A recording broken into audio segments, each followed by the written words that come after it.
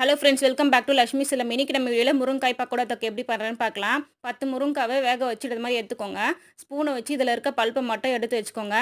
பாருங்கள், நான் எல்லாத்தையுமே எடுத்து வச்சுட்டேன். ஒரு கடாயை வச்சுட்டு கடாய் ஹீட் ஆகிட்டோன்னா எண்ணெய் ஊற்றிட்டு எண்ணெய் காய்ச்சிட்டோன்னா கடுகு சேர்த்துக்கோங்க. கடுகு பொரிஞ்சிட்டோன்னா 2 வெங்காயம் ஆட் பண்ணிவிட்டு நல்லா வதக்கிக்கோங்க. கூடவே கருவேப்பிலை சேர்த்துட்டு அதுக்கப்புறமா தக்காளி சேர்த்துட்டு நல்லா வதக்கிக்கோங்க. எண்ணெய் பிரிஞ்சு வந்துட்டோன்னே 3 ஸ்பூன் மிளகாய் தூள் சேர்த்துட்டு கொஞ்சமாக மஞ்சள் தூளும் ஆட் பண்ணிக்கோங்க.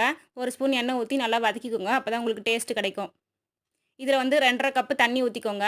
தண்ணி ஊற்றிட்டு நல்லா கொதிச்சோன்னா உப்பு சேர்த்துட்டு கொதிச்சோன்னா நம்ம இதில் எடுத்து வச்சுருக்க பல்ப்பை வந்து இதில் ஆட் பண்ணிக்கலாம்.